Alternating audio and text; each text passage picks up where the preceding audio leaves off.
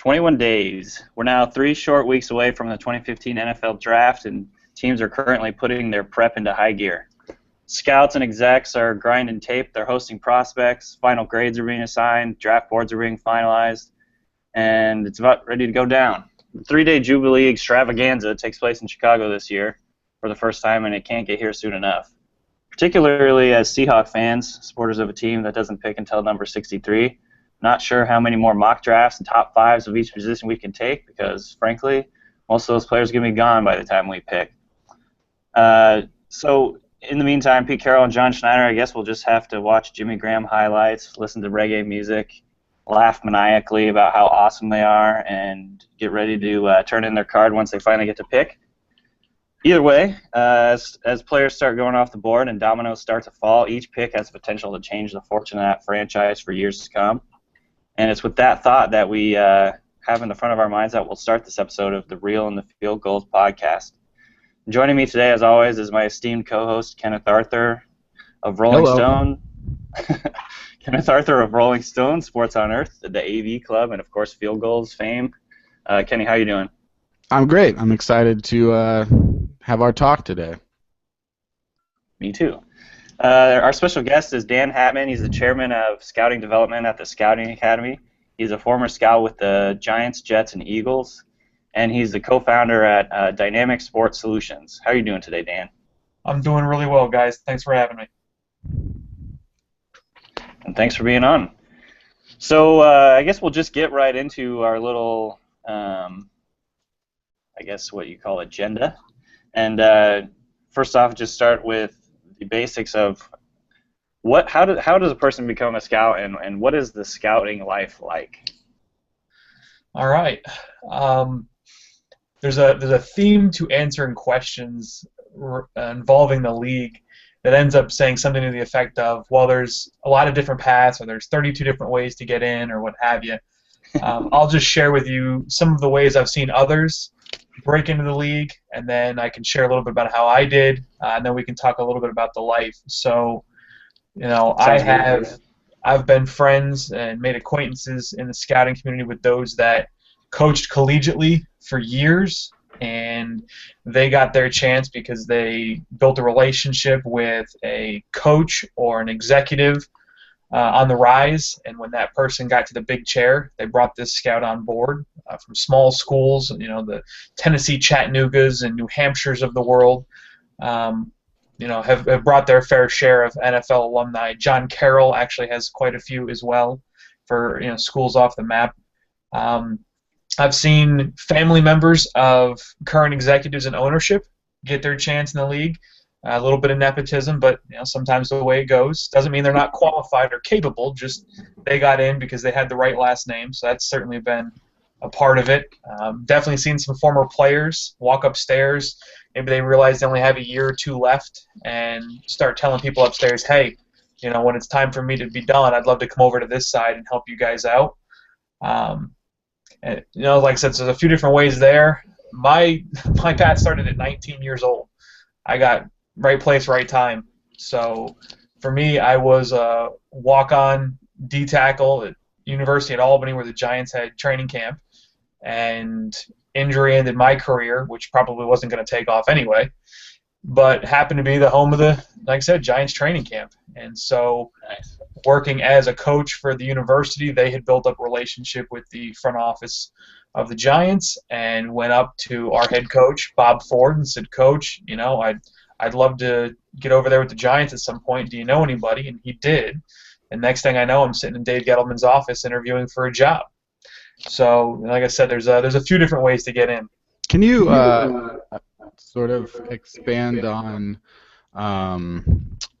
some? Can you name any players that you saw that maybe people don't realize had gone over to the scouting side? Maybe guys that you had worked with or seen when you went to certain events. Like, I'm just kind of curious because I guess I didn't know so much about the part where former players sometimes go become scouts, although it makes a ton of sense. Well, sure. I mean, just in Seattle alone, you got Dan Morgan, right? Yeah, former NFL linebacker, working in pro scouting, doing a heck of a job. Aaron Glenn was a guy that went from the Jets, locker room up to the Jets front office. He's now coaching with Pettin and those guys in Cleveland, but he took a shot in the front office and did his piece. Lewis Riddick was a 9-year player in the league, bounced around I think 5 different organizations before he got into pro scouting with Washington. George Foster's another name, offensive lineman in the league, Right. who's out there scouting. So there's definitely a few, and obviously the big ones are your, Ozzie Newsome's. They made it to the GM chair. Certainly kind of rings some bells for people. Martin Mayhew, had his time in the league. So it's not completely impossible for those players to transition.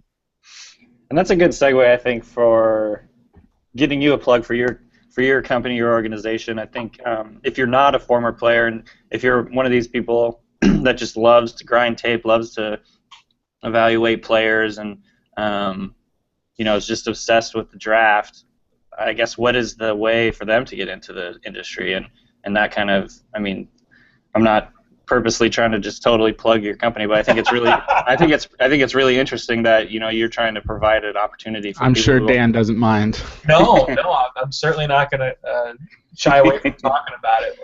Let me give you the backstory. So when I left the league to start a company called Dynamic Sports Solutions, we were building a piece of software that was going to help teams value players. And I have this whole big piece I like to talk about, evaluation versus valuation. So we built a piece of software in that vein.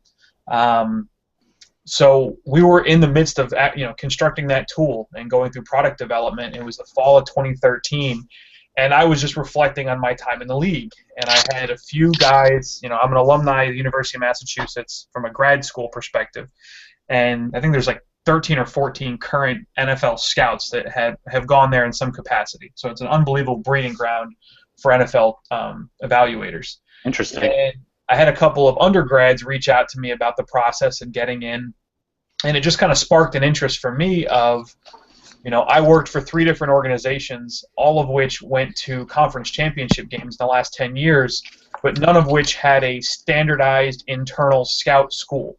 Like when you got in and started your job, you were expected to know what you needed to know to hit the ground running.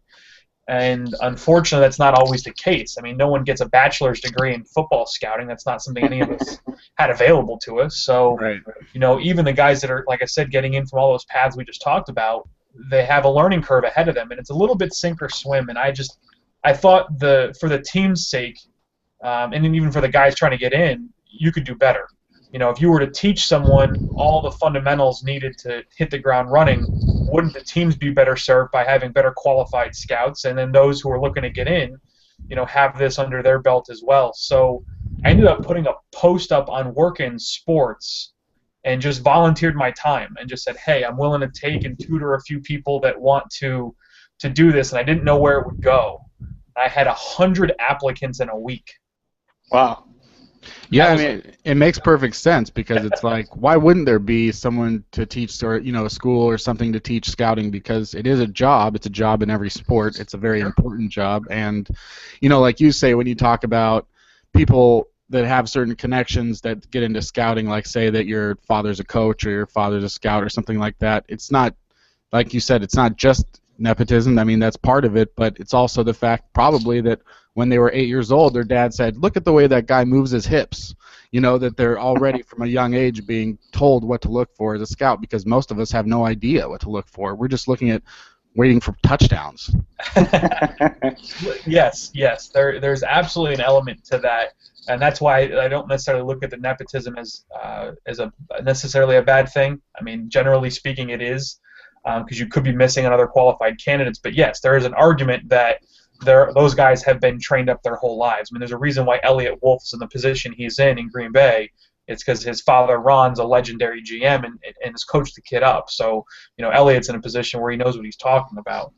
But yeah, like I said, I had a bunch of people out there interested. Ironically enough, to your point, I did have the son of an NFL offensive line coach be one of those 100 applicants, and so I ended up picking I think 15. What's that?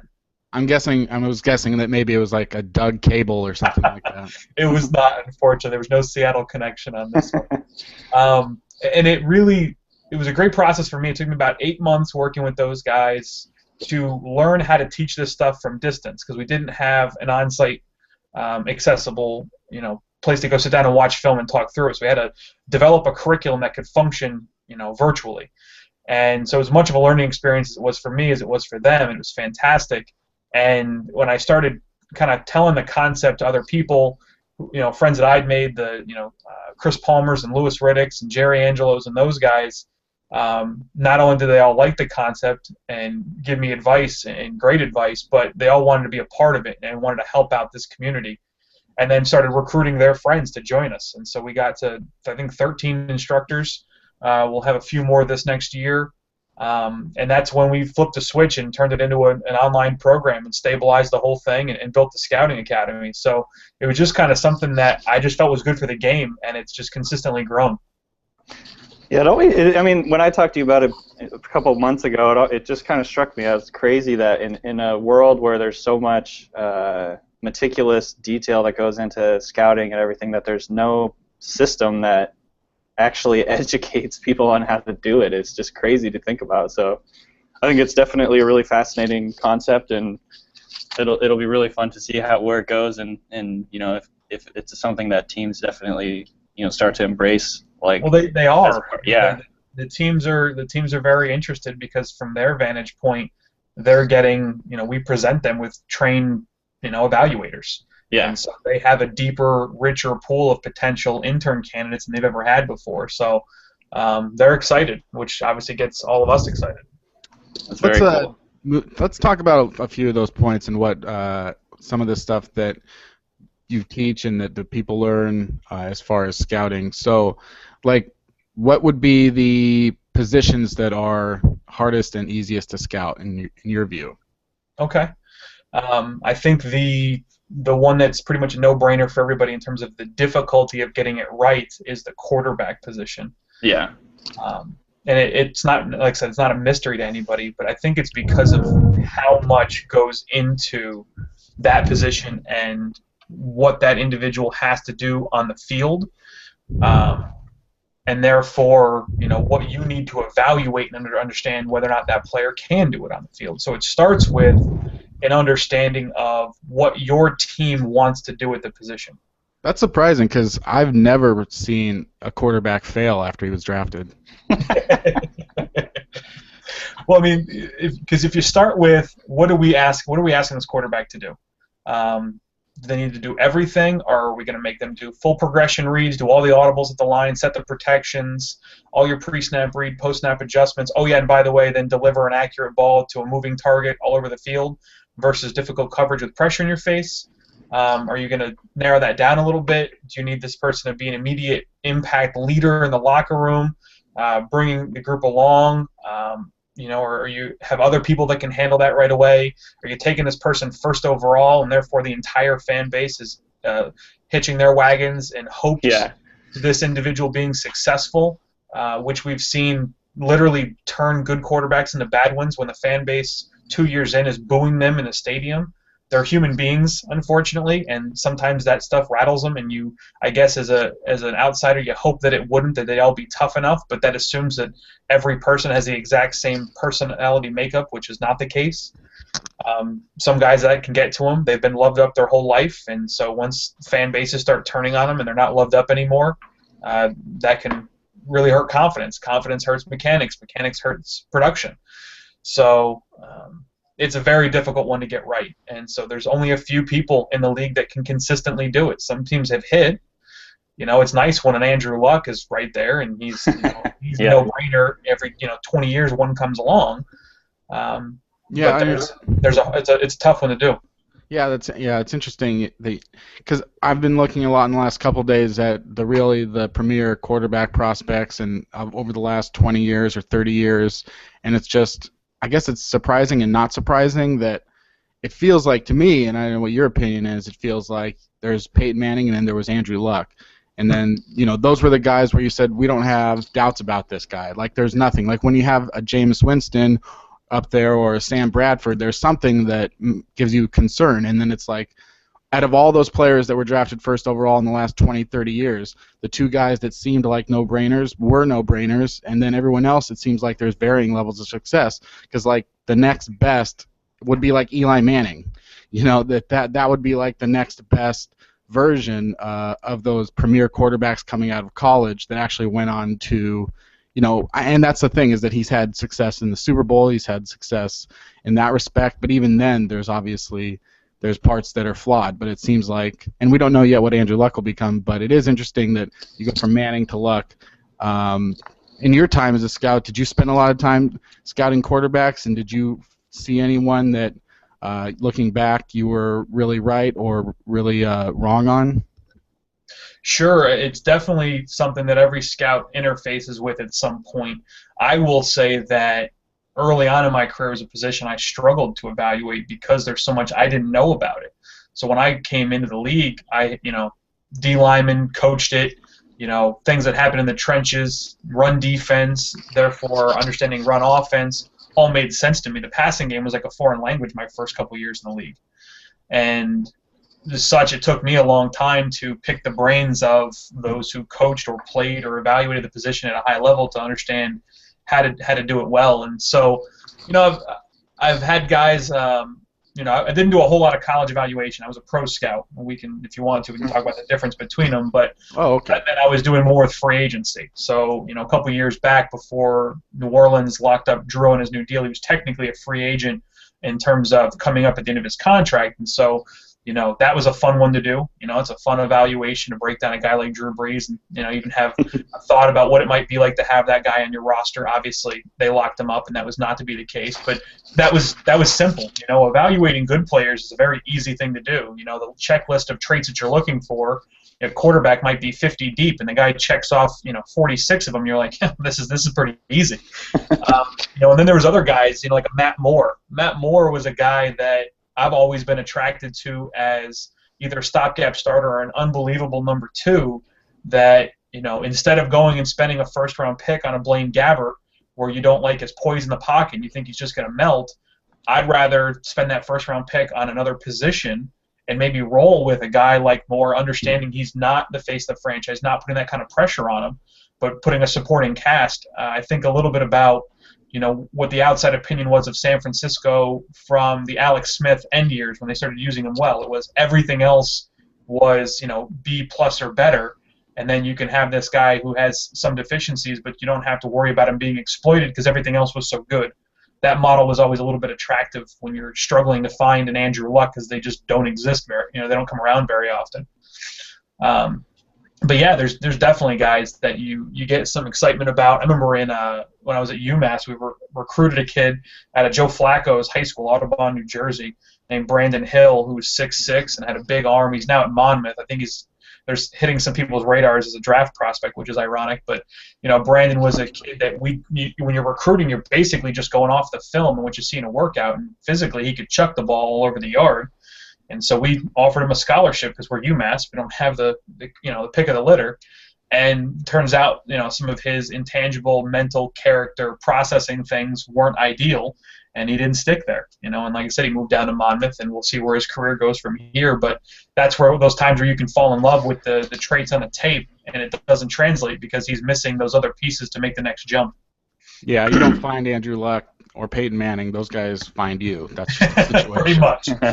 You better be sitting in the number 1 or 2 spot exactly in a draft order to get your hands on those guys. So I have a question. Just this is off the agenda a little bit, but when you were talking, it kind of got me thinking. You'd mentioned how you came into the league and you were very, knowledgeable on defensive line, and that was like your wheelhouse. And you were a scout for the Giants, and they're kind of known for just drafting the hell out of defensive linemen, like Jason Pierre-Paul down the line. There's tons of those guys, and they won Super Bowls, on the strength of their pass rush and just being dominant in that one area. And this is kind of just a general NFL philosophy question, but why do you think some teams are so strong in certain areas? Do you think it had, like, for instance, with the Giants and the defensive line, or the Steelers and their linebackers, or for instance the Seahawks and their defensive backs? Why do you think that happens? Is it just because they have a better knowledge base at that at that position in their scouting department, or is it just because of their scheme? Like, well, I mean, obviously there's probably a ton of different variables, but what do you think of that? It's a good question. The Giants one's actually pretty easy to answer. Ernie Accorsi had a philosophy that he taught to everybody in the building.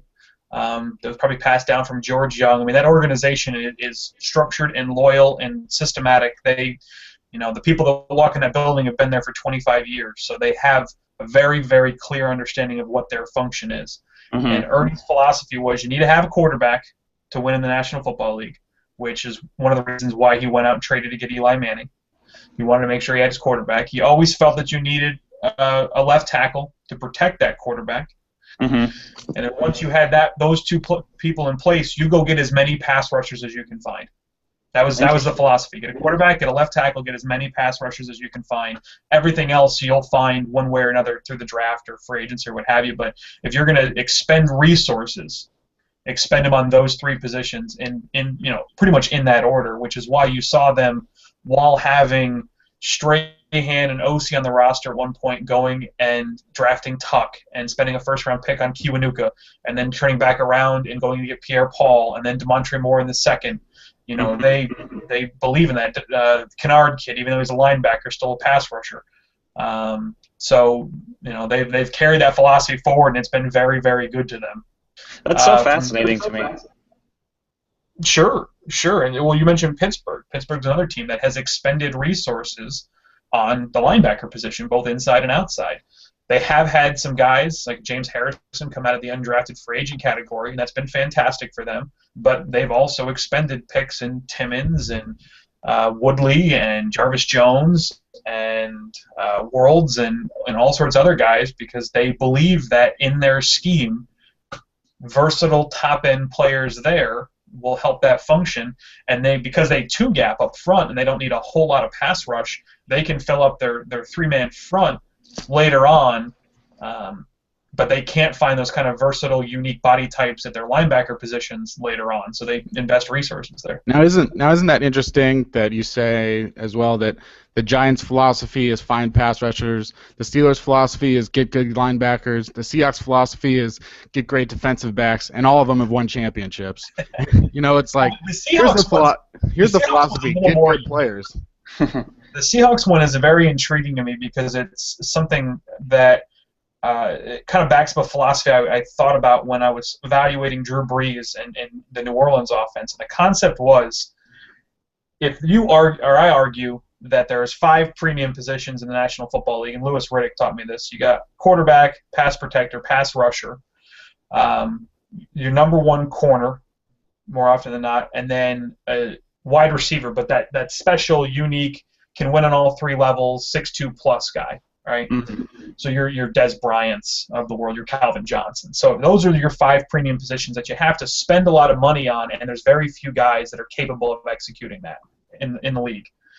Well, from a GM perspective, because of the way the salary cap is set up and the CBA in general, there's so much competitive balance, it is very difficult to sustainably hold premium players at all 5 positions for years and years.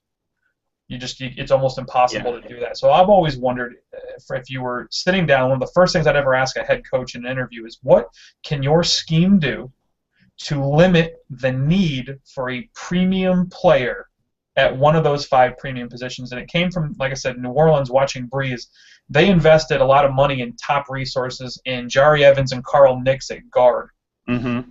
But they did not invest the same kind of picks and capital at tackle, and it's because they knew they had a guy in Drew Brees that if you kept the vertical integrity of the pocket stable, meaning the guards didn't move back at all, he could leverage that, he could step up, he could find his own windows, and as long as the tackles could wash rushers by on the high side, Drew could figure out the rest of it. And so they were able to save money, save resources by not having to spend for a premium tackle because they knew how to leverage their system and their players. I thought that was very, very intelligent. Once again, Seattle's kind of my second case study with that.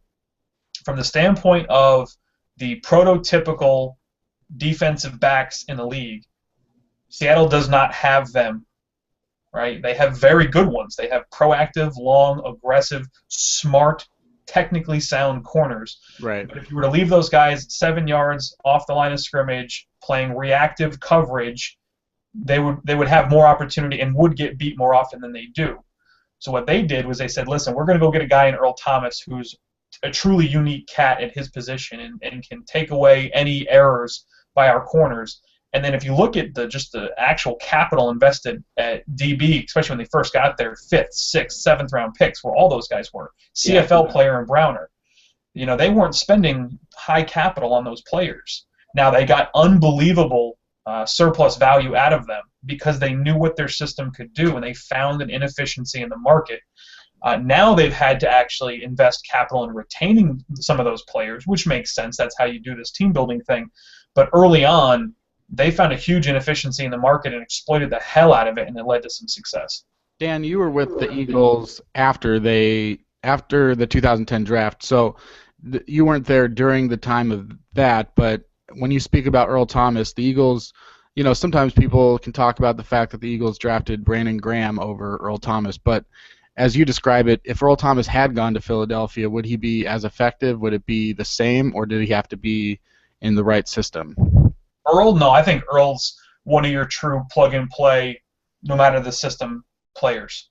And there's very few of them at any position in the league at any one given time. But no, I don't think his skill set requires the rest of the players around him. I think the rest of the players around him are able to function the way they do because of Earl. Nice, yeah.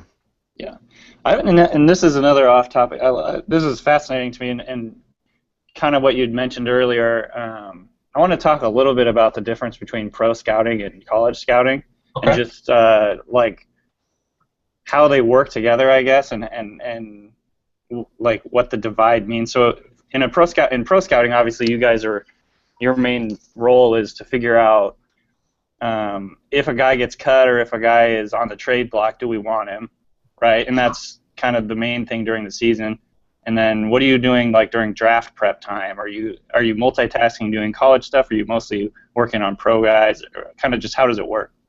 Well, the first thing I'll say is during the season, the number one responsibility of pretty much every pro scouting department is to advance scout your upcoming opponents. Yeah. So if you're playing, Arizona this Sunday and you're playing St. Louis the next Sunday, your pro scouts are studying St. Louis for the next Sunday. So as soon as the coaching staff finishes watching the Arizona film, goes through it with the players and puts that game to bed, the next thing they do is they sit down with the pro scouts and they get a huge book of all the information the pro scouts have gleaned on what St. Louis might do, their personnel, their strengths, their weaknesses, how they've employed them, game plans that have been effective against them, injuries, anything that you can find.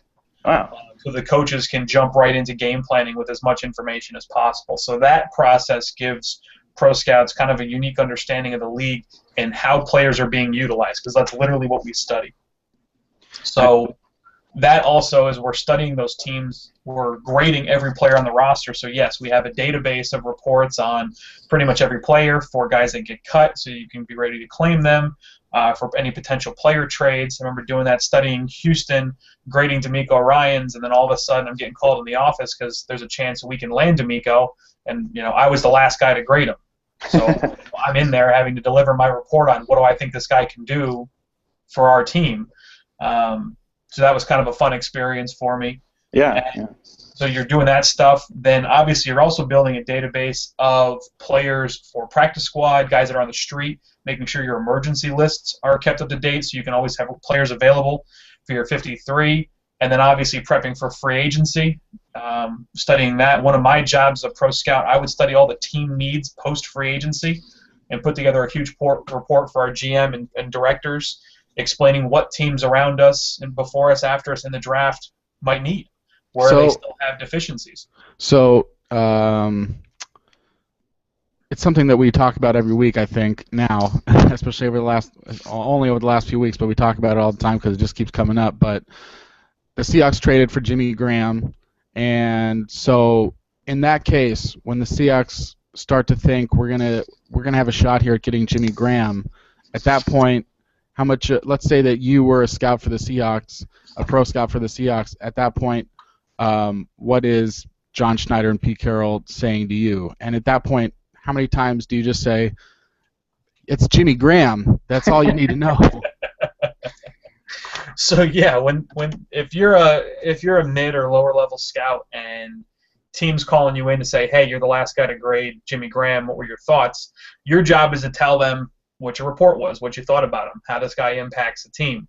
More often than not, from there, they're going to your offensive coordinator, so they're going to Bevel's office, they're going to talk to your tight ends coach, and they're saying, hey, what would this guy do for our scheme? Obviously, talking to the head coach, you might be calling around to other people that you might know in the league that maybe have worked with Jimmy in New Orleans before, trying to get a little character information on him.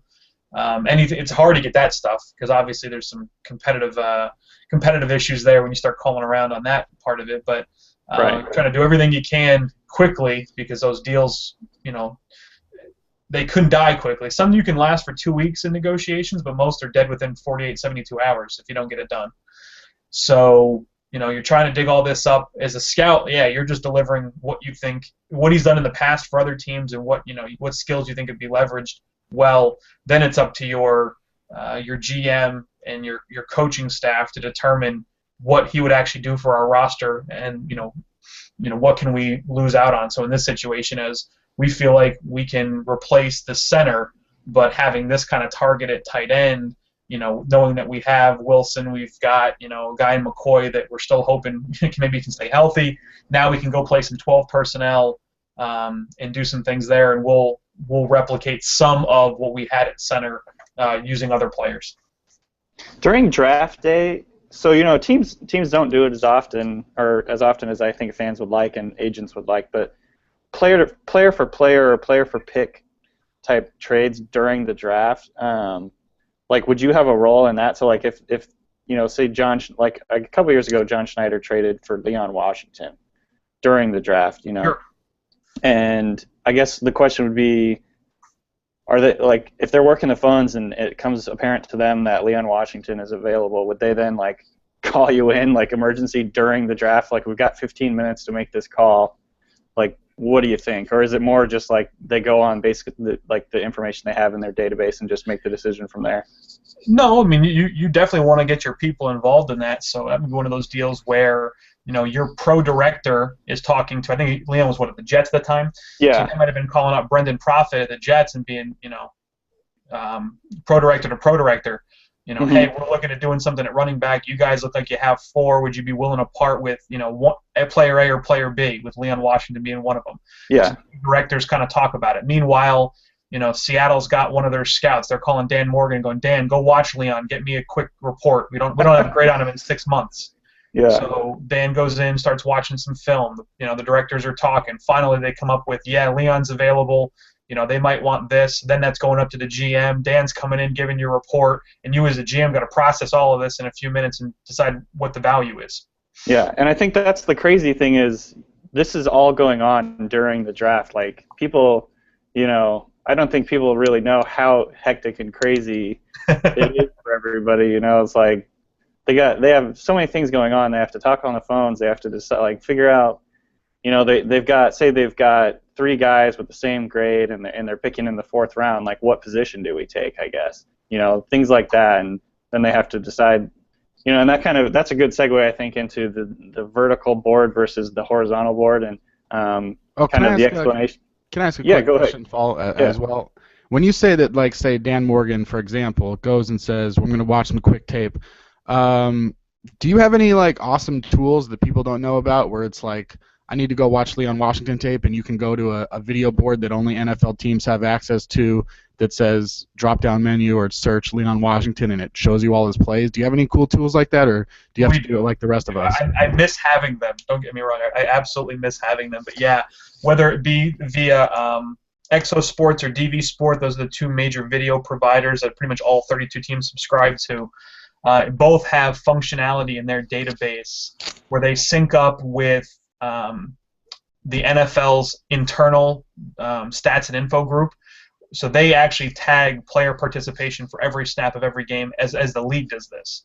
Wow. So we know every player that's on the field for every play, down and distance, all that information. So I can go in the database, do a quick filter, and pull up all the plays where Leon Washington's on the field. I can pull up all the ones where he's targeted. I can pull up all the ones where he's the final ball carrier, whether it be off of a pass or off of a run. And so I don't have to watch it game by game. I can just pull up, here's the 79 times Leon Washington touched the ball, and just watch those. Yeah, Is I it? know that there's a lot of people out there, or at least there's a certain breed of person out there, just like myself, that hears you describe that and just goes, "Holy shit, I need to get a job. I need to get into the freaking NFL right now just so I can use that stinking tool." Trust me, I miss it every day. I miss it every day. Dan, were you going to say something? I thought you were. Every 5 minutes. I hate NFL game rewind. I mean, I love it, but I also hate it. It's certainly better than not having anything. Don't get me wrong. But yes, that's what I'm using these days myself. It's not Okay, bad, especially that they yeah. add all 22. There's definitely it's improving, but yeah, obviously the NFL. I can't imagine what's going on behind those doors, and how much they pay to get it and everything. Well, I think the NFL also has the last 2 years, all 22 of every draft prospect, right? Like, that's just a standard thing for every team. Rewind or just what they own? I mean, I'm talking like they have every tape from, Oh, sure. Fort Yeah, Valley State or whatever it is. all the colleges submit their film to the NFL Dub Center at NFL Films, and so that all gets processed. So yes, Okay. they don't come. It's not like all readily available day after the game, but probably by November of a year, you have 80-90% of all the college game tapes in. So if I want to watch a guy from pretty much anywhere in the country, internally, you have that ability. When you're during the season, is the pro scouting department grading its own team? No, you talk about it on Mondays after games, or Fridays, or Tuesdays, or whenever you play. But generally speaking, on Mondays, you might get together and watch it as a staff in the morning and discuss what you saw. Some teams do, some teams don't. That I worked with. Mm-hmm. But no, I actually a few of the guys that I worked with that were directors were always interested in doing more to maybe have a pro scout rotate. So expand your pro scouting department by one, so that you could have someone constantly evaluating your own tape each week, and doing some more self-study, self-scout, whatever you want to call it. And I thought those were smart potential moves, because it's not done quite as well as you'd think. Bye week is big. You'll sit down and try to get that done, but a lot of it's typically looking back after the season. Okay. I know we're going off script a lot here, but when you were with the Eagles, were you there with Chip Kelly or Andy Reid? Both. Okay, you were with both. Well, can you talk a little bit about the change in style from that, and especially like when you went to Chip Kelly? This is a guy that's described as and known as a very unique talent evaluator. What did Chip Kelly tell you? So, yeah, it was kind of an unreal transition, because there's a lot of relationships that are going on, and luckily for Andy and pretty much everybody on his staff, the move to Kansas City was good for everybody. Some of the defensive guys immediately went to Arizona. Todd Bowles, Mike Caldwell, and those guys. Everybody landed on their feet, so you felt good about that. So then, Chip comes in, and it's right around the time of the Senior Bowl. Maybe a week or two before, and so he's still trying to get a staff together. That didn't come together until I think almost the combine. He had some of his key personnel from Oregon that were out there, and they're sitting there trying to learn as much about how we're currently doing things, what we currently have on the roster, we currently have from a cap standpoint, trying to get their heads around that. What are the rules and regs that they weren't aware of ahead of time? And they really impressed me with how they delegated work, but then how they integrated it back, how willing they were to listen to the ideas that we were currently employing. But they were very smart in this respect, and I've always appreciated that. They never just assumed on face value, well, that's just the way the NFL does it. They would ask you what you're doing. You would explain it. If there were elements of it that they didn't quite understand or didn't think were the best way to do it, they'd dig deeper. And if you got to the point where your only answer was, well, that's just the way we've always done it, that led someone in their staff, because they had a few different guys from your James Harris's to Josh Gibson's, some guys off the field that no one even knows exist, would start diving into research projects. And I think that's what makes that group different than a lot of the people I've been around is there was no just adoption of the status quo. If it wasn't the best way to do it, they would find a different way to do it. Interesting. You were a pro scout for the Eagles. The Eagles this year made a pro trade that's the biggest one. It seemed to just set off a bunch of trades, but it was the first one. So when you saw Chip Kelly trade McCoy for Alonso, were you as surprised as others, or you're like, oh yeah, that makes perfect sense? I mean, there's definitely first an element of shock, like, oh, okay, they actually did that.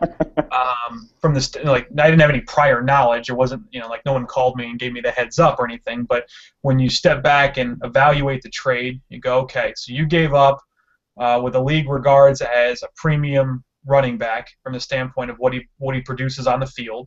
I get you, that makes sense. But he's also, I think, was the second or third highest paid running back in the league at the same time.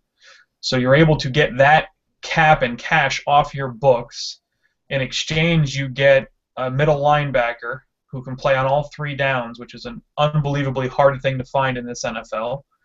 You get that back with that cap space, which they then turned into a couple of different running backs. And so I've been kind of positioning it this way. So the trade to me is not LaShawn for Kiko. It's LaShawn for Kiko, DeMarco, and Ryan Matthews.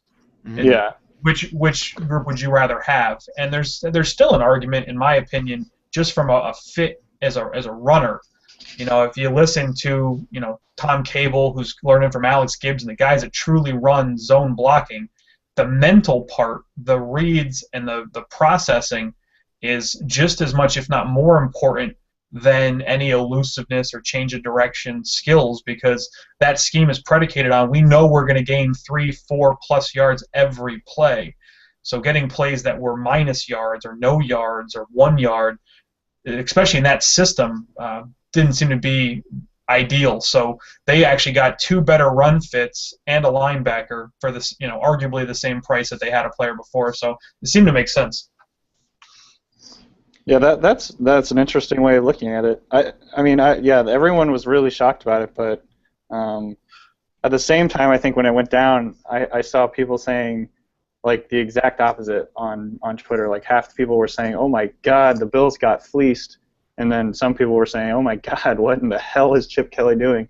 And so in my mind, that's the mark of a good NFL trade. Exactly, that's what I'm saying. Like that's exactly the mark of like that's a good trade. Then both teams gave up value. That's the difficult thing, is so many GMs are so competitive when it comes to things like trades. They have to win everything. Mm-hmm. The only way trades work in this NFL is if both sides can walk away from it feeling like they're better than they were before for some reason.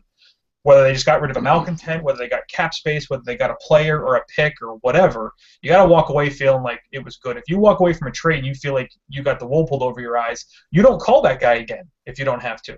Mm-hmm. So the reason why you don't see a lot of these trades occur is not because there's not people making calls and asking about it, but there's some bad blood out there on, bad trade partners. That's and so a guy interesting. like Chip that's willing to say, listen, Shady's on the table, let's go. We got 24 hours here to make a deal. That's going to lead teams to call him up more. If Shady's available, everybody's available. So that's going to make him a enticing trade partner to people around the league. That's interesting, and it makes you think like the Seahawks make a lot of trades, and so it gives you the impression that, based on what you're saying, that there's very little bad blood around the NFL in terms of John Schneider, that maybe he's a very personable, likable guy that people, despite the fact that I think he rips everyone off to Seattle's benefit, that he seems to be still making trades with people and they're like, yeah, this will probably work out for us. Hey, like I said, I think that's a smart way to read it. Without any other inside information, you're just looking at that. If people keep coming back to the table, it's got to speak to something. I know you've got a lot to say on this, so I'll say a phrase and then you speak on it. What's the difference between evaluation and valuation? I do. So this is a big one. Like I said previously, this is the reason why I walked away from the NFL to start a company, and it wasn't because I didn't like the NFL or didn't want to stay there. Just I thought we had something that is going to be impactful, and I still think we do. So the concept is that let's assume, for the sake of this argument, that the vast majority of people doing evaluations in the league, meaning studying players, are functional or good at their jobs. Right? So if that's the baseline, if we think these people can watch football players on tape and make good assessments of players' skills, then why does the NFL have a 65% failure rate in the first round? And what I mean by that is we did a study, and it was a very brute force study that said, going back to I think it was '98, how many teams have converted their first round picks into at least a one-time Pro Bowler for their organization. Now, I understand the Pro Bowl is not the end-all be-all of production, but let's also assume that more players probably go than are entitled to, right? So it's almost a larger instrument. It should be grabbing more players than are otherwise valuable. So I'm saying that if you draft a player in the first round, because all three teams I worked with had a grading scale, and next to first round was the phrase Pro Bowler. So every team is assuming their first rounder is going to be a Pro Bowler at least once in the guy's career, representing the team that drafted him. Unfortunately, since '98, across the NFL, only 35% of teams are doing that. Meaning, or 35% of picks are converting into one-time Pro Bowlers for that franchise. Yeah, I like that. That's low. That's terrible. This is first-round picks. I'm not talking about the entire draft process. Yeah. I like that you use, I mean, like you say, and every time that you say, well, this guy's a Pro Bowler, people will say, well, Pro Bowl sucks or whatever, and it's like, I think that it's a good, because like you said, it pulls a lot of players, and the fact of the matter is, Ryan Leaf isn't going to a Pro Bowl. Like it's going to eliminate, and then it'll eliminate a lot of those fringe guys. And at the same time, when you say Russell Okung is a one-time Pro Bowler after 5 years, yeah, that sounds about right. He's not perfect, but he has good moments, and he's a one-time Pro Bowler. So I like that you put it that way. So, like I said, looking at that and then taking that first assumption, the evaluators are good at their jobs, then what is happening here? Is it just coaching and utilization? Well, no, these are supposed to be the best coaches on the planet, and the vast majority of them know what they're doing. So if we're going to assume the coaches know, or the scouts know what they're doing, I think we can make the same fair assessment for the vast majority of coaches that are able to get their position across. So what's the big disconnect? And it finally came to me in Philadelphia. Had an intern at the time pitch me on the idea, who then became my business partner, and it really was. There's a separation between it. The people that are evaluating are good at watching film and identifying traits. So a scout knows if an offensive lineman can run block, if they can pass block, can they combo, can they duo, can they cut off on the backside, can they pass protect in 3, 5, 7 step, can they identify stunts and twists, do they use their hands well? Scouts can do all that stuff, but when it comes to valuing players, we talked about that draft scenario for Leon Washington. You as the GM now have to process potentially multiple scouts' evaluations on a player, right? So last night I did a group discussion inside the scouting academy where we had 6 different scouts evaluating an offensive lineman. So then as a GM, I got to take, let's say, 6+ different evaluations, weigh them all together. Then my directors are going to weigh in. Then my coaches and staff are going to weigh in. The doctors, the medical team is going to weigh in. The psychologist that we hired to break them down mentally is going to weigh in. The statistician and analyst we got in the background crunching numbers is going to weigh in. The media, the fans, the owner, they're going to weigh in. And then my own personal bias is going to weigh in. And I got to take God knows how many factors and weigh them together and appropriately value this prospect and predict what this player might do in our franchise moving forward. It's unbelievably hard to do as human beings to study human beings playing a game and predict their future performance. Yeah. So when teams ask everybody in the organization to grade players and use archaic scales that force people to pick rounds and grades that have no real meaning to them, like I remember us giving a coach who we just hired like 2 weeks before a grading scale that they had no teaching on and a list of 25 players in the draft and said, go grade these guys. And we leveraged those grades as if they were gospel in our draft meetings. The coach had no idea how to use that grading scale. But wow. So I looked at that and I said, okay, it's not that the coach doesn't know what he's doing. The coach can watch the player and tell me things about the player. But I don't need the coach to predict this player's future performance based on all those things we just laid out. I need the coach to watch the player and tell me if he can play the game. I need everybody to do their job, to steal from Bill Belichick. Go do your job, but let's create clear, objective information in this evaluation process. And then only a certain amount of people are capable of valuing a prospect. Because if everybody was able to do that, you'd have 30 GMs on staff. And no teams have that. In fact, we don't typically have 32 GMs in the league who are able to keep their jobs year in and year out. Right. So let's stop assuming that everybody is capable of being that. I'm not. I'm not sitting in this chair telling you I can value players. I can evaluate. I know I can do that part. but I haven't had enough experience in some of these situations to process all that information. There's more I need to learn.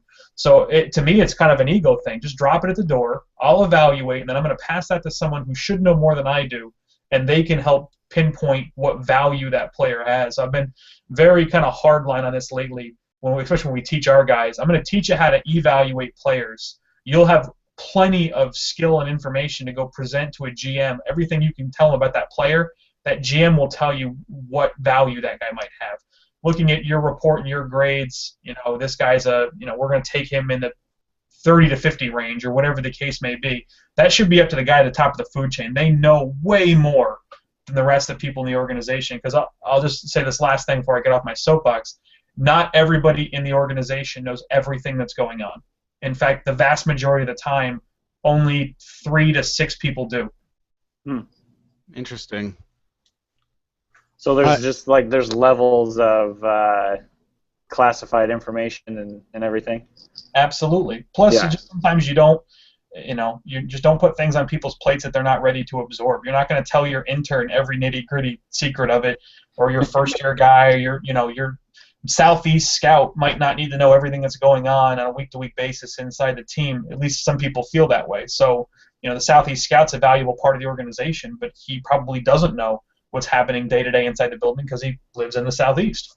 Can you talk a little bit about that, about people might not realize? What was your day-to-day like as a pro scout? It sounds like, I know that from my experience, having been in a few press boxes, that's also where some of the scouts sit. So is your job pretty much go to a game every Sunday, and then you're watching the team that you're going to play next week, and then just tell me, what was your day-to-day off-season, during the season? Yeah, so I was part of a 3-man team doing the advanced scouting. So on my on week, I would spend the entire week watching our opponent. Saturday, I'd fly to that city where they were going to play their next game. I'd watch them on Sunday. Dictate all my notes down, take things from the game, put together my huge scouting report Monday morning back at the office, present Monday night, and then in the 2 weeks I was off, I might be scouting league practice squads to see if there's anybody we want to claim. I might be working on a project where we're scouting CFL. Might have been working on a project where we're scouting, other NFL teams. Maybe getting ready for free agency. Maybe we lost, a starting left guard. We're going to bump up our 7th offensive lineman to a starting spot, but now we need to go fill a spot in the back end of our roster, and we don't like the guy in our practice squad, so we need to go get a workout ready for Tuesday. So I might be spending time watching all the players to make sure our emergency lists are up. So there's a variety of things that you would do in the time that you weren't doing advanced work. And then we had staff meetings every day where we're talking about decisions that need to be made and where we're at and where the roster's at and where we might need to go. Trying to meet with the coaching staff. I spent a lot of time doing special teams work with Bobby April, just something that I've always been kind of a fan of. So we'd be in there breaking down punt protections and finding out ways that we can go block kicks. And so I just loved being in the building because you just get so much more time and exposure to the decision-making process than you would on the road. That's got to be hard to walk away from. It sounds like an awesome job for a football fan. It was. It still is. It still is. But it's all worked out for the best. Well, on that note, we're hitting an hour now, so I think we can wrap up. Having our little talk on the draft and everything, it was really, really fascinating to me, and honestly, I'd love to have you on another time soon, hopefully, just because you got so much great insight into the process and everything. So, thanks again for coming on with us. No problem, guys. I appreciated it. Thank you. And Kenny and I are going to continue on, so if you want to, you can just click out and we'll let you go. Fair enough, guys. We'll talk to you later. Really appreciate it. That was really fascinating stuff, and I know that a lot of listeners, it's the first time hearing a lot of this information. Yeah. Sure. Yeah, we can definitely do another one. Awesome. Sounds great. All right, guys. Thank you. Everybody. Thank you. Danny, any thoughts as far as big surprises or takeaways from what Dan had to say? No, it was just also interesting. I really enjoy hearing kind of the process of the whole pro scouting thing and how that works was really interesting. I hadn't really known in depth how it works. So that was really interesting.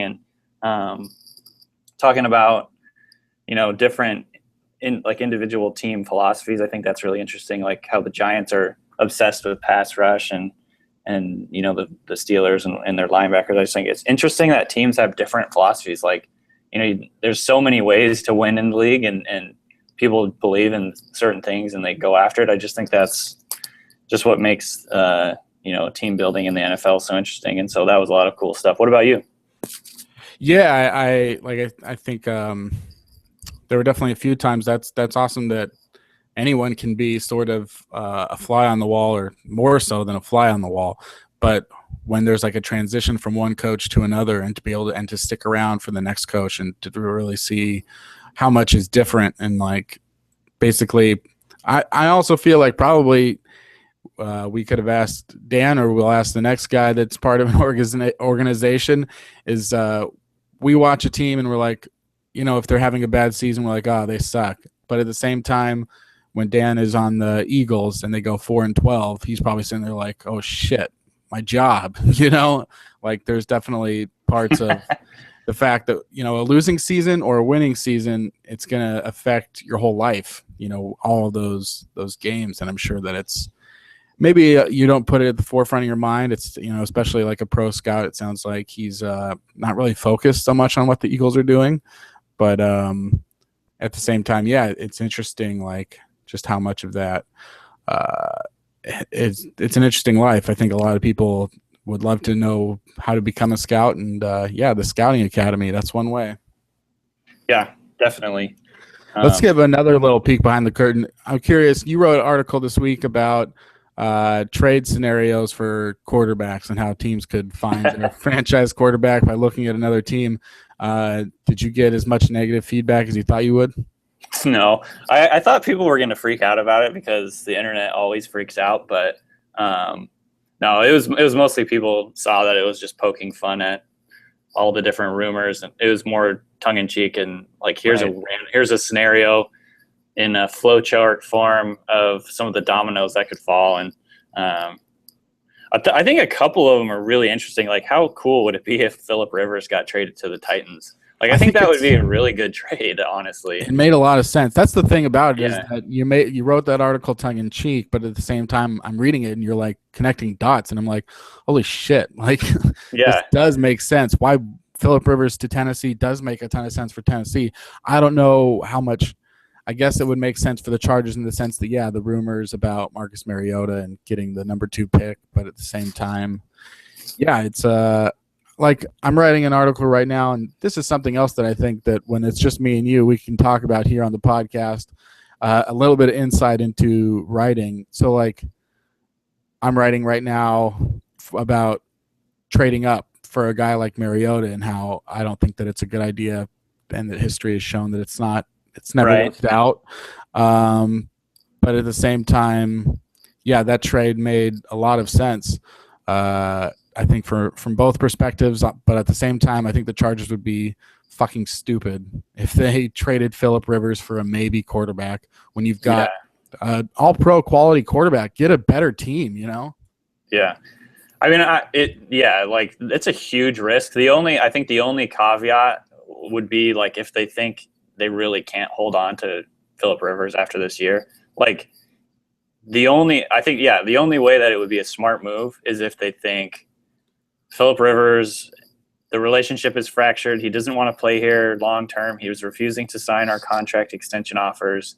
We're probably going to lose him. Like in that case, like you want to get something for him.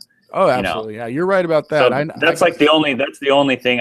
But otherwise, like based on history and everything, it's definitely like you guys are really going off the. You're thumbing your nose at statistics, and so it's definitely a huge risk. At the same time, I mean, they could roll with Rivers and always, as far as I'm concerned, franchise him, right? And then trade him then. And they could. Yeah, they could. Obviously, Rivers would have to work out another contract, but I'm sure that's worth a first-round pick. Maybe not. But even then, it's like, would the Chargers have to give up their first-round pick along with Rivers to move up? Like, there's a lot to I just don't know. Like, I have my doubts about these quarterbacks, Danny, in the draft. I don't know. Well, that's the other thing is neither of them are really sure things, you know. And They're how many not. times has that not sure thing worked out?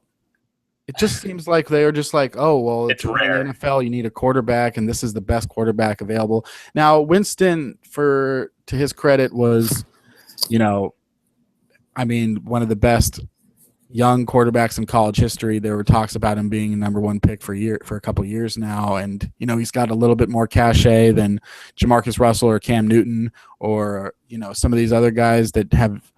Cam Newton is doing fine. I think he has got ways to go, but yeah, that's my biggest concern with Winston and Mariota is that people are saying, yeah, he's pretty good, rather than when you've got Andrew Luck and you're going, oh shit, we're getting Andrew Luck. We're not even going to re-sign Peyton Manning. Like that's how sure of a deal it is. And then that's a good example. Yeah. Yeah. That's the quarterback you draft. Now, if Leonard Williams, I'm not a college expert. I've never seen Leonard Williams play a fucking down. I'll just get that out there right now. But if you think that Leonard Williams is the next, Sue or something like that, yeah, I don't think there's anything wrong with that. Now, for the Bucks, they are probably okay. They're like, I don't know, they're probably set with defensive tackles talent. There's probably so much more you can do with that.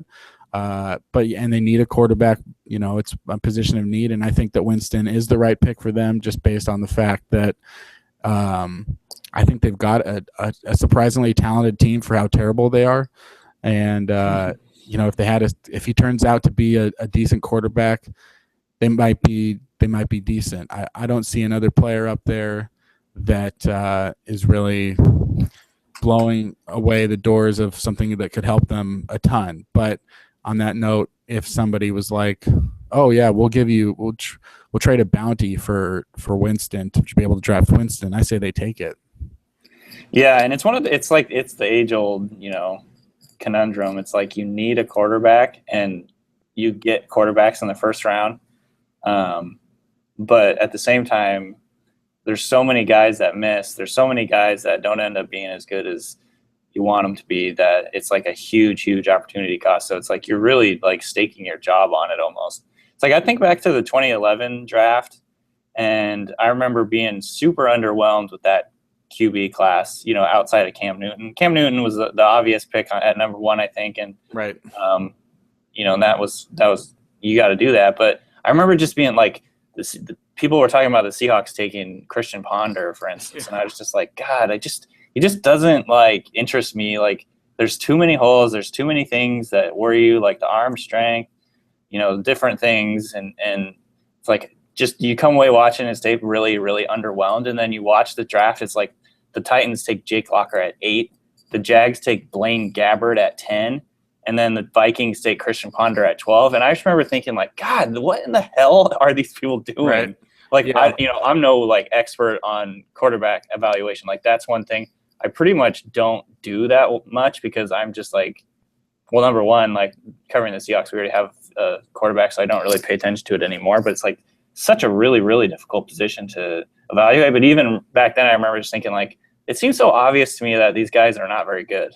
It's like it just seems obvious. But they were so desperate, you have to get a quarterback, and so they're almost just desperate. They pick guys, and they all wash out.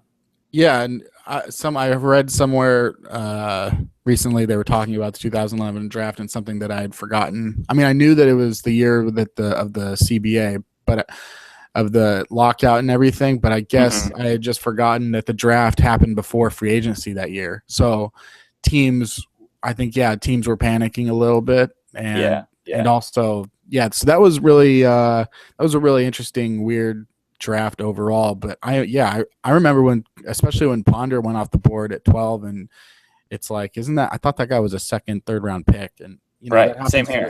That happens to the Seahawks all the time, but with quarterbacks, it's just like, whoa, how did that guy get there?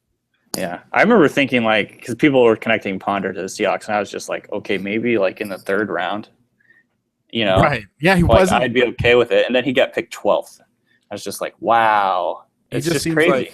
He seems like one of those guys that was notable because he was the quarterback for Florida State, and I always remember him just being like talked about like underwhelming. Like, was like, oh yeah, this guy's got a ton of talent, but it doesn't show on the field, you know? Right. He's really athletic. That's about it.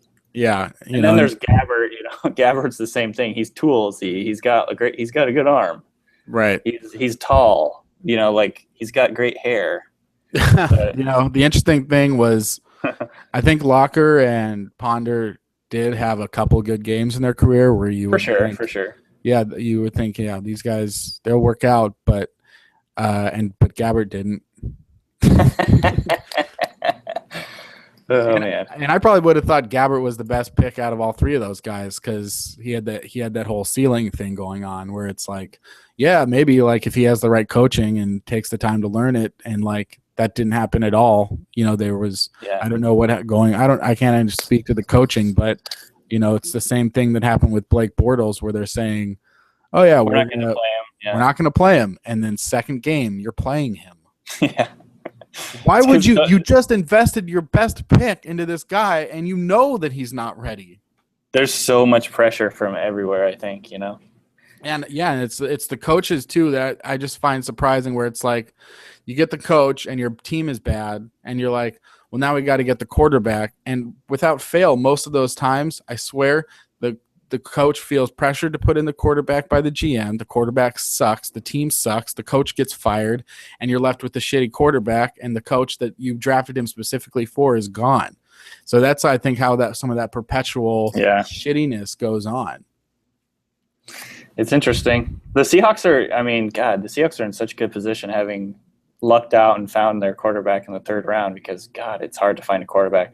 That's why my dad sometimes will ask me, is Russell Wilson worth whatever, 22 million, 23 million a year, blah, blah, blah. Like, it's a legitimate question. Like, you have to look at the salary cap and everything. And he hasn't performed, amazingly well in certain situations. But at the same time, it's like when you have a quarterback like Russell Wilson, like, you do not let him go. Like, I don't care what you have to pay him. Like, no. You have to spend the next 10 years looking for a guy that's as good as him. Now, and on that note, I was talking to someone, I was talking to Dan Kadar, Mocking the Draft on Twitter today when I was talking about teams, how stupid it would be to trade for Marcus Mariota, in my opinion. But I was like, yeah, look at the Packers, the Patriots, the Eagles. For years, they had, and still have, at least the Packers and Patriots, a franchise quarterback. And there's no doubt about it. Aaron Rodgers and Tom Brady, Brady has been there for, going on 15 years. Rodgers is going to be the Packers starting quarterback for the next 10 plus years. But they draft quarterbacks. They draft him in the second round. They drafted Rodgers when Favre was still not mid-career, but had 5 more years left. Yeah. And that's what I think the best teams do is that worst case scenario, you trade him for a second round pick one day. Yes. That's the worst case scenario. Best case scenario, it's Aaron Rodgers. So I do think that as the Seahawks go on, they'll probably be the type I wouldn't be surprised if they drafted a quarterback this year. Yeah, they don't have a backup either. Plus they have 11 picks and they're probably not going to have 11 spots on the roster. Yeah, it's a position that you have to, just like Russell Wilson, you have to say, I think maybe this guy is better than his draft position. I think this guy is a steal right now, So I do think that's a good point.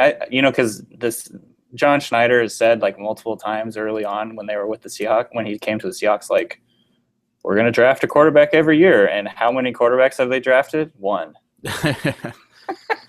So it's like, are you going to actually? I think they changed their mind, I guess. Yeah, but I wonder if that will change this year. Like, it wouldn't surprise me if the Seahawks did finally draft a quarterback. Right. It does seem like sort of, I guess, it would go against also just the fact that they don't draft a player because he plays a certain position. They definitely just want the best guy that's there. That's sort of I think blows them away that he's available, or that he'll be perfect. Like, I think they know that they overdraft Justin Britt or whatever, but they're just like, in those cases, they're like, well, if we don't draft Justin Britt, we're not going to end up with anyone worth starting at all.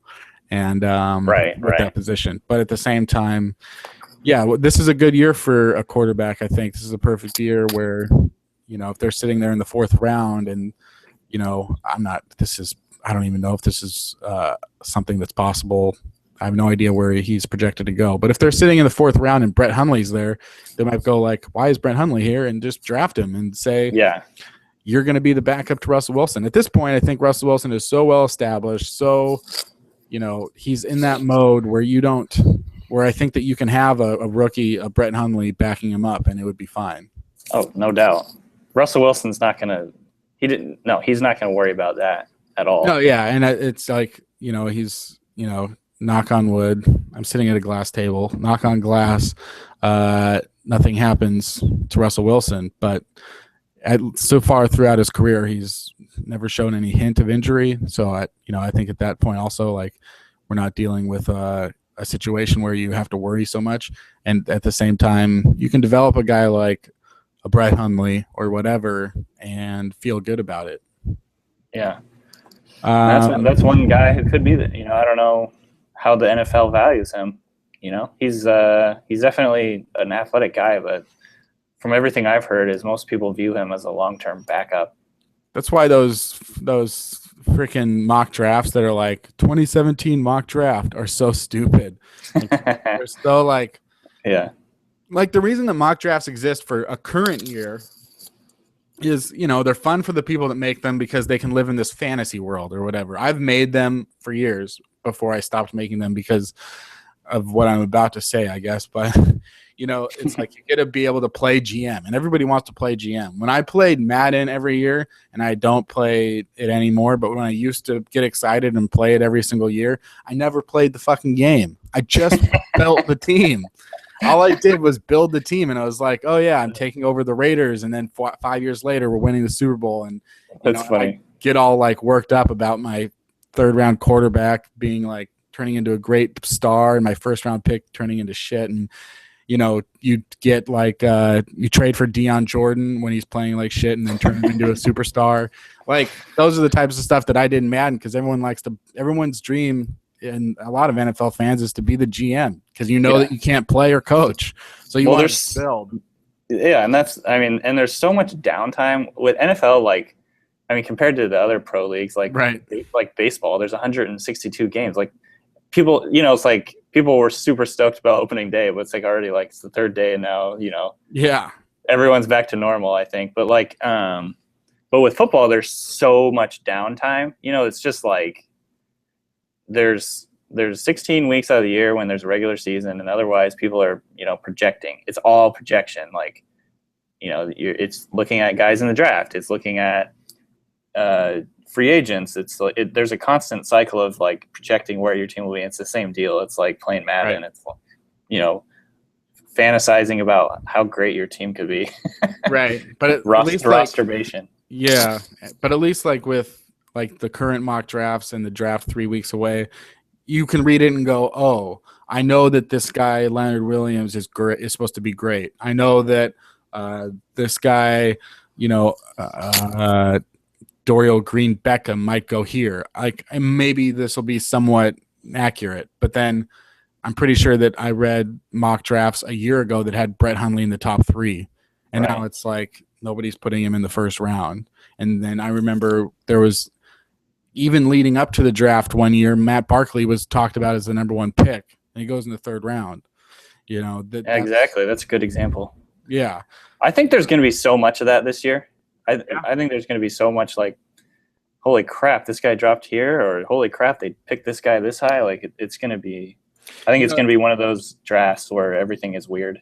You think Mariota might be the slipper? I don't know about the whole Mariota thing. I think someone's going to take him. But I think, I was talking about this yesterday. It's like there's so many good corners. There's so many good pass rushers. There's so many good offensive linemen. There's so many good receivers that the first round is going to be crazy. I think in the second day, there's going to be all these players that no one expected to last the second round.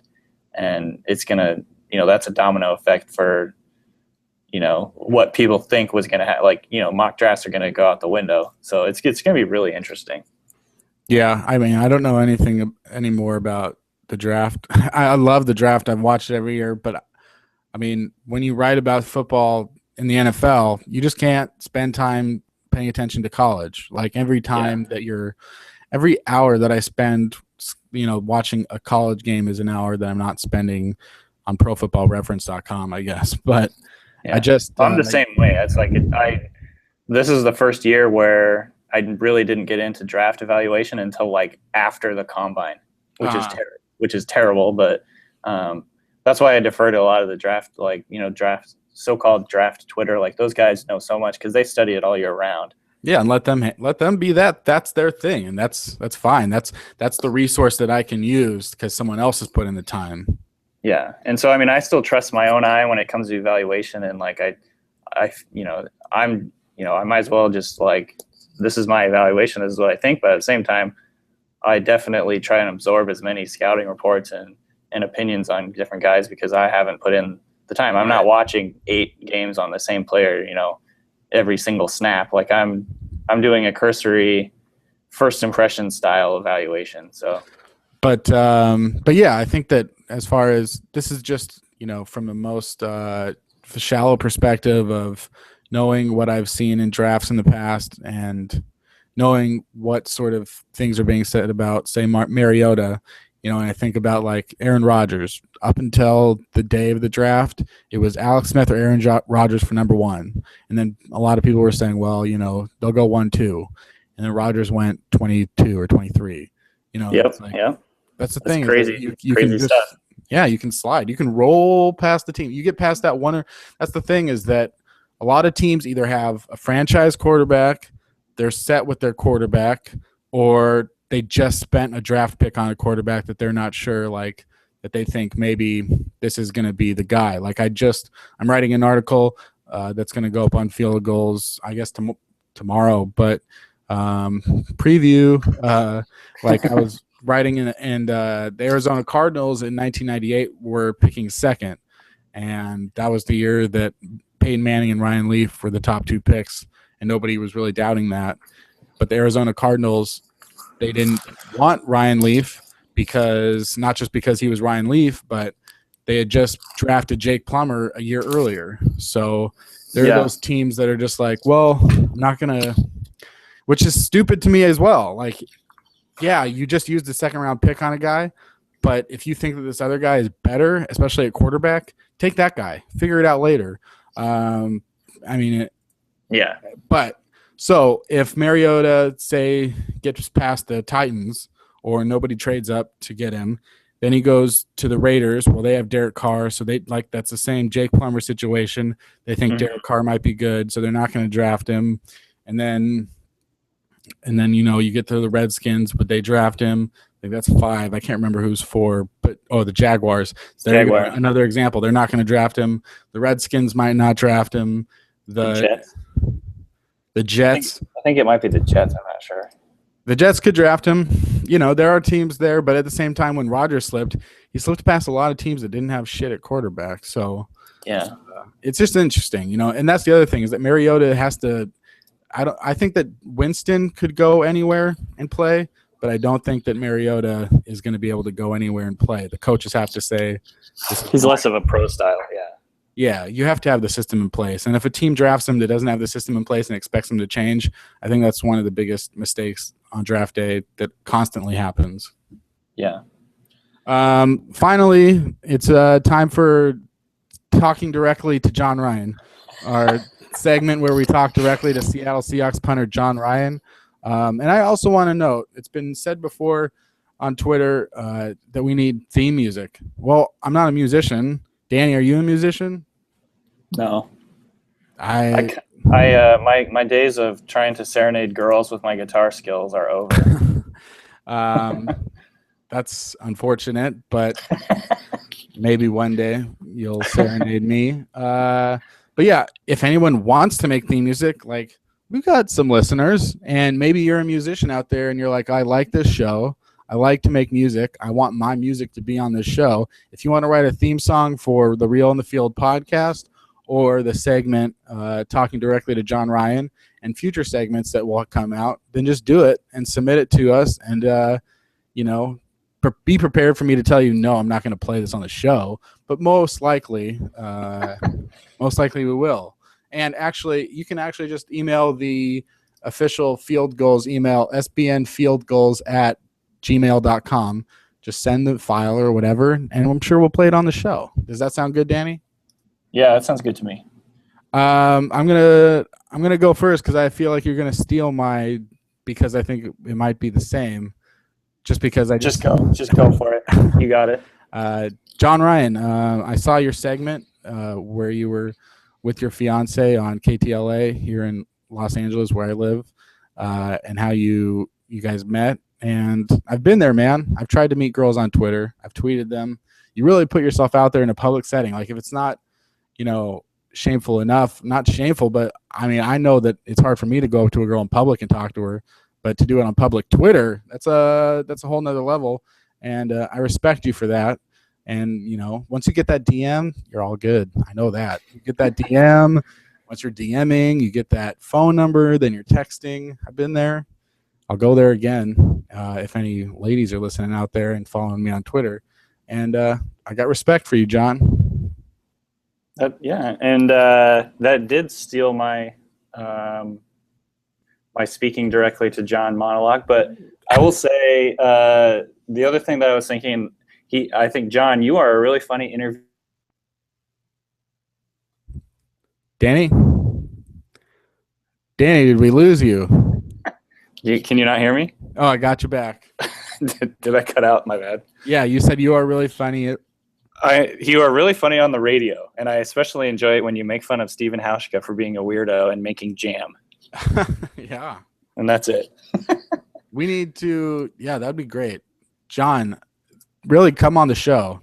Since you're already an avid listener, then you can definitely come on and be a guest and talk more about Stephen Hauschka's jam. There you go. All right. That was talking directly to Seattle Seahawks punter John Ryan. I think that's a perfect way for us to end today. Again, Dan Hatman of the Scouting Academy, thank you for being our guest today. A lot of interesting stuff. You can follow Real in the Field Goals podcast. You can subscribe to that on iTunes under the Field Goals podcast. Get those every Thursday, sometimes Friday, every week when you subscribe. Read fieldgoals.com. Follow me on Twitter at Kenneth Arthur S, or don't, or unfollow me. I don't care. Danny?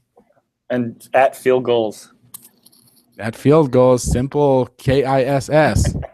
Keep it simple, silly. Okay, that is the end of this show, and we'll see you next week, or hear you. Oh, you'll hear us. Yep. You'll hear Danny clear his throat. For some reason, I really suck at this whole outro thing. I don't know. It's the hardest part. It really is. Thank you for listening, and we'll talk to you later. When you're hanging up the phone with someone that you're talking to on the phone. And you're like, all right. Bye. Okay. I love you. Goodbye. Okay. Yep. Bye. Bye. Yep. Gotcha. Okay. Okay. Bye. Okay.